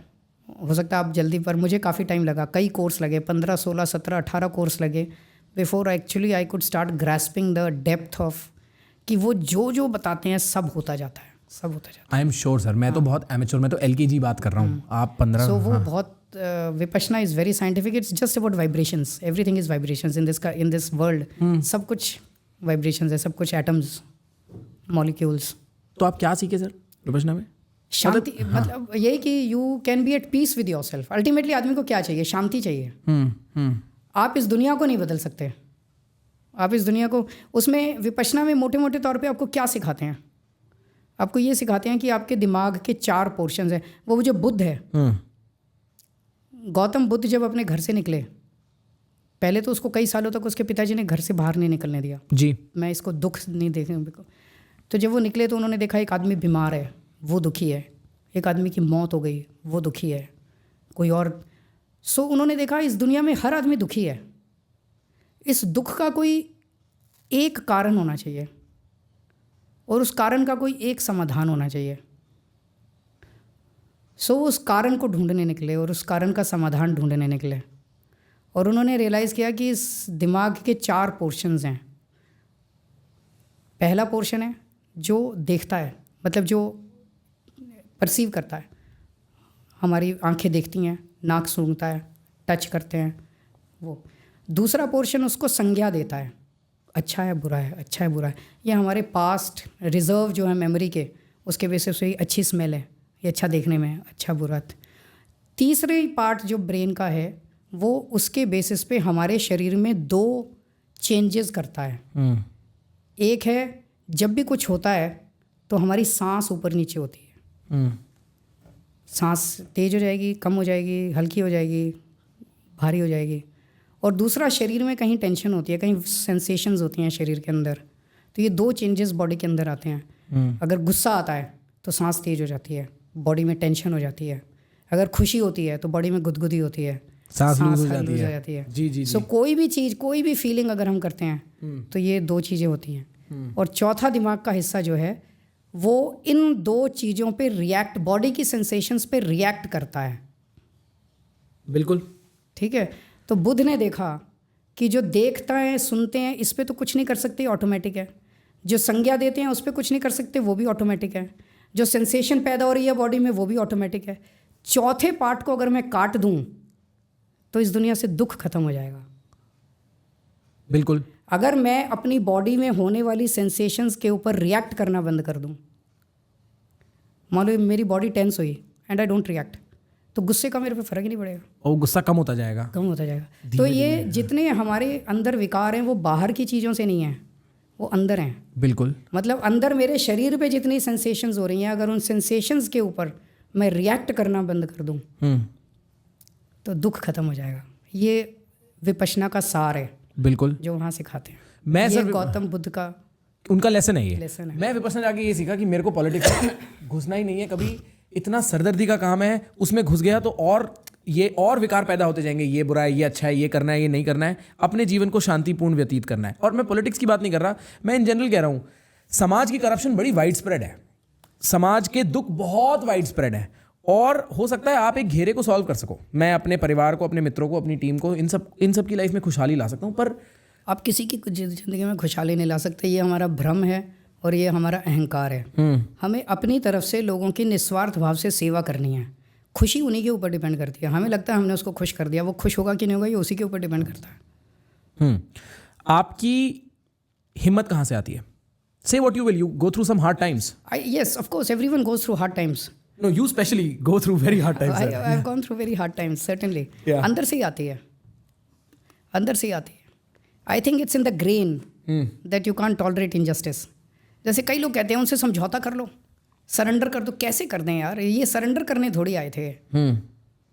सरेंडर मत करो, बट एक रीजनेबल आर्ग्यूमेंट ये हो सकता है कि जो ये लॉक जैम है दिल्ली में, दिल्ली में कोई लॉक जैम नहीं है, दिल्ली का नहीं है। अच्छा। जैसे जब जेल गए उन्होंने कहा कि उनसे सरेंडर कर दो, उनसे समझौता कर लो, बीजेपी ज्वाइन कर लो, एनडीए ज्वाइन कर लो। ऐसे कैसे करते हैं यार, ये नहीं हो सकता हमारे से। मैं समझ गया, आपकी आत्मा फाइट करना चाहती है, वो ऐसे क्यों मान जाए हार। पर मैं जिस सिलसिले में कह रहा था कि दिल्ली में एक बड़ा कॉमन सिलसिला दिल्ली के लोगों के काम कराने के लिए मुझे उनके पैर भी पड़ने पड़े, मैं पड़ा हूँ। अच्छा। उनके सामने हाथ जोड़ने पड़े, मैंने हाथ जोड़े। गिड़गिड़ाना पड़ा, मैं गिड़गिड़ाया हूँ। जो करना पड़ा, दिल्ली के लोगों का काम सफर नहीं होने दिया। लेकिन अपने असूलों के साथ कभी मैंने समझौता नहीं किया।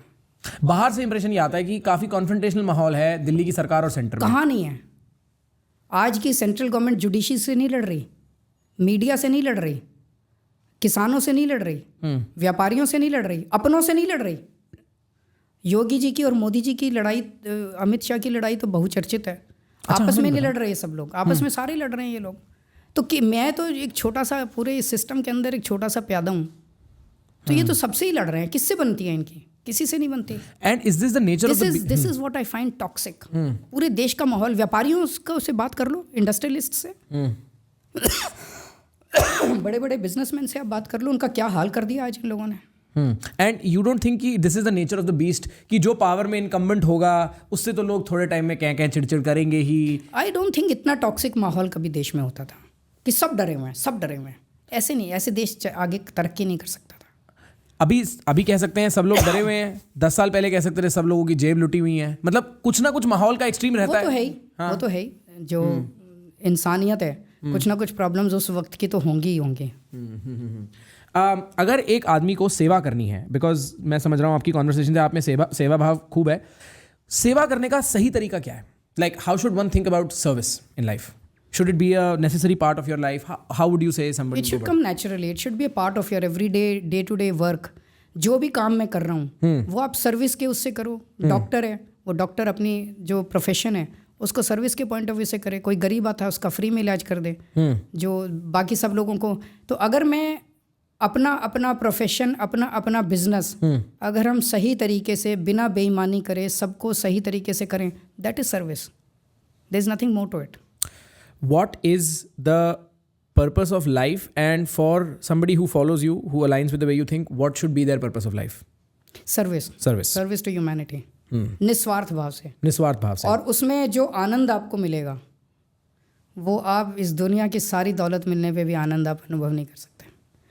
आप किसी को जो मुसीबत में है, उस मुसीबत में पड़े हुए आदमी को निस्वार्थ भाव से उसकी मदद कर दो, बस बिना एक्सपेक्टेशन के, और फिर देखो आपको अंदर कितना आनंद आता है। आप यकीन भी नहीं कर सकते। आजकल जब मैं जाता हूँ इधर उधर, कोई कहता है सर आपकी वजह से, हमने दिल्ली में सबका इलाज फ्री, आपकी वजह से 8 लाख रुपए का मेरा वहाँ कैंसर का ऑपरेशन हो गया, मैं तो करा ही नहीं सकता था, सोच ही नहीं सकता था, मेरे पास तो पैसे ही नहीं थे। अच्छा लगता है, वन फील्स गुड। तो इस तरह से जब आप निस्वार्थ भाव से, अब मैंने कोई जब किया तो ये थोड़ी था कि वो मेरे को फिर वोट दे देगा, that was never the feeling. The idea was to लोगों का फ़ायदा हो, लोगों का भला हो। When you were a kid, what did you want to be? Because definitely not politician. आप politician तो नहीं बनना चाहते थे, तब क्या मैं करना? डॉक्टर बनना चाहता था। अच्छा, हाँ, और आपने और बन गया इंजीनियर। फिर बन गया इंजीनियर। और आप बड़े कहाँ हुए थे सर? दिल्ली में? नहीं, मैं हिसार में पढ़ा था। अच्छा, हिसार में। हिसार में 12वीं की थी। और ये भी बड़ा इंटरेस्टिंग किस्सा है कि मैं 10वीं के बाद वहाँ पे हमें 11वीं 12वीं में सेलेक्ट करना पड़ता था 10वीं के बाद कि आप मेडिसिन लोगे कि इंजीनियरिंग लोगे। तो मैं पक्का था कि मुझे डॉक्टर बनना है। तो लेकिन मेरे से 1 साल सीनियर मेरा एक सीनियर होता था, वो मेरा आइडियल था। वो IIT खड़गपुर गया था, तो वो छुट्टियों में वापस आया हुआ था। तो मैंने उससे बात की और हमारी एक मैडम होती थी, चोपड़ा मैडम, बायोलॉजी की, उनको मैं बहुत मानता था। सो उन दोनों ने कहा कि भाई ज़िंदगी में जो भी करो टॉप होना चाहिए, नंबर 2 नहीं होना चाहिए। तो फिर उसने कहा देख, एम्स टॉप है मेडिसिन में और IIT टॉप है इंजीनियरिंग में।